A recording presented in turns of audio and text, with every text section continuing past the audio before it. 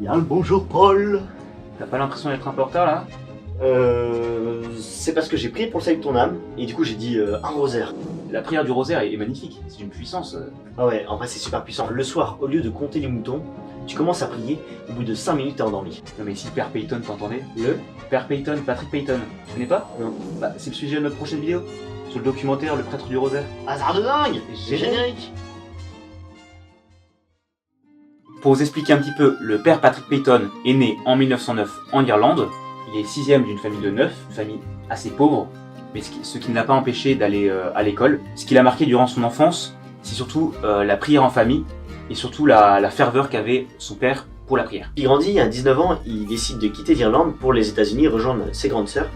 Donc il part avec son grand frère, parce que à l'époque c'est l'American Dream. Of course. Il va là-bas, à New York, mais là il est confronté à la difficulté de trouver un travail. Et au final, il trouve un job de sacristain, donc à la cathédrale de New York.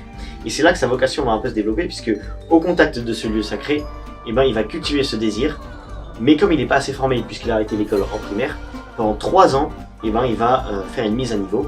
Et en 1932, avec son frère, ils vont entrer au séminaire. Malheureusement, en octobre 1938, des médecins lui découvrent une tuberculose qui à l'époque faisait ravage. Les médecins sont pas très positifs sur sa santé, ce qui le rend un peu pessimiste lui aussi.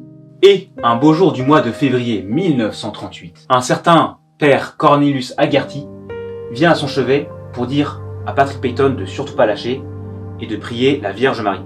Et miraculeusement, quelques semaines plus tard, les médecins annoncent à Patrick Peyton que toutes ses taches au poumon ont disparu et qu'il est maintenant totalement guéri. Alléluia, papillon de lumière.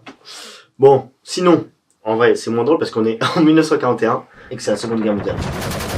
Et donc là, forcément, le père Patrick Peyton, qui est maintenant ordonné, avec son frère, sait qu'il faut prier pour l'unité et la paix. Il se souvient que quand il était jeune, là où il trouvait la paix, justement, c'était en famille, regroupé autour du feu, à prier la Sainte Vierge. Du coup, qu'est-ce qu'il fait? Sa première mission, c'est d'écrire plein de lettres aux évêques, aux catholiques, aux croyants, aux non-croyants, et leur demander de prier le rosaire. Donc il a un petit objectif assez ambitieux, mais on est aux États-Unis, c'est de réunir 10 millions de personnes qui prient chaque jour le rosaire. Mais cela ne suffisait pas au père Patrick Peyton qui en voulait toujours plus et qui voulait vraiment faire connaître le rosaire et la prière en famille au monde entier.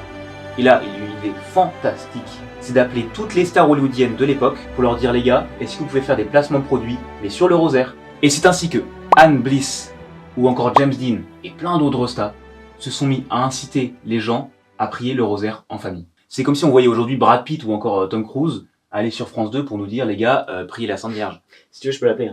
Et t'as pas son numéro. Le père Patrick Peyton, voyant toutes ces actions prendre de l'ampleur, décida même de créer une société de production de films chrétiens. Décidément, on a plein de points communs avec le père Patrick. On est prêtre? Mais non, on fait des films chrétiens. Ah oui. Et donc il continue son combat, et puis après il y a les années 70 où tout est remis en cause, l'autorité, l'église, les règles de la morale. Et donc là il a du mal, mais il continue de se battre pour vraiment instaurer et pour montrer l'importance de la prière en famille. Thank you, Dan. Father Peyton, along the wide spectrum of modern events today, where does prayer itself fit in on this spectrum? That question, Bill, where does prayer fit in today? I'd say is where does your heart fit in your body? Where does the air fit in when you breathe? It's an essential dimension in our very lives. Father, in today's fast-paced society, when we very seldom have time, the rosary is a long, relatively long, time-consuming thing. And I, myself, personally, can't find the time to sit down and pray the rosary. Bernadette, I'd love to ask you to reverse it now and say, what do you do instead? I mean, will you be embarrassed if I really put you through the mill and say, do you actually pray? Ces actions l'ont fait connaître dans le monde entier.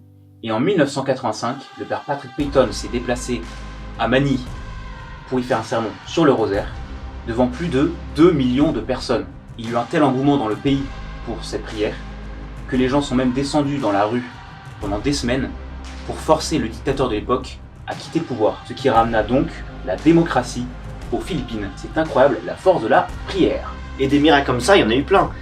Bon, à plus petite échelle, mais il y a des couples qui disent que grâce à la prière du rosaire, ils se sont réconciliés, qu'il y a une vraie unité dans leur famille.